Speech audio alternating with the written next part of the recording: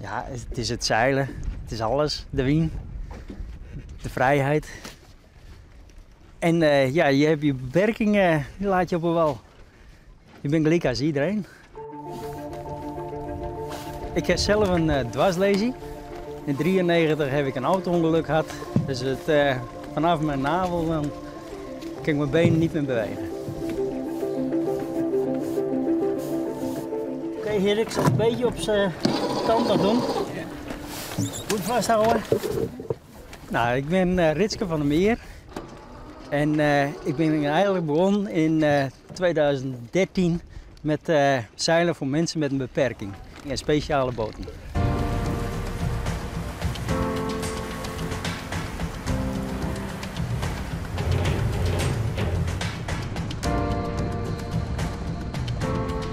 Als kind, 7 jaar, ben ik al begonnen met zeilen. Waar ik al besmet met het virus. En ja, in 2018 ben ik eigenlijk op zee beland in de visserij.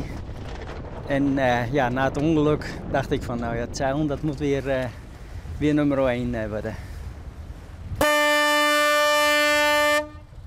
Nou, wij zijn niet de enige klasse die meedoet.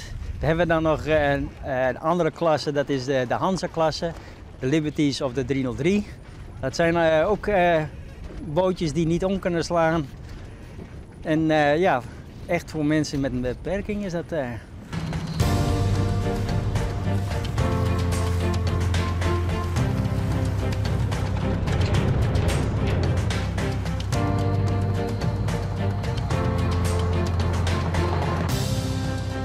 We zullen er een mooie strijd van maken. We staan wel op kop, maar dat kan bij de andere boeien weer net even anders wezen. En dat is nog zo mooi van het wedstrijdzeilen. Dus we zullen het even extra spannend maken.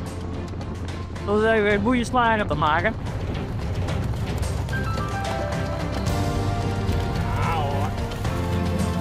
Ik ben in 2013 ben ik gevraagd om het hele gebeuren hier op te zetten. We zijn met 2 bootjes begonnen.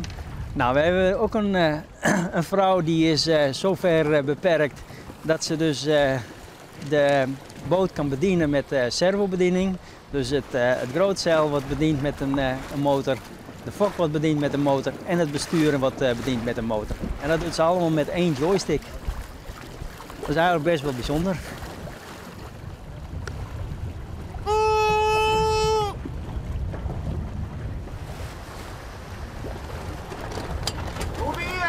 Oh, als je eerst op de finish in is al helemaal super.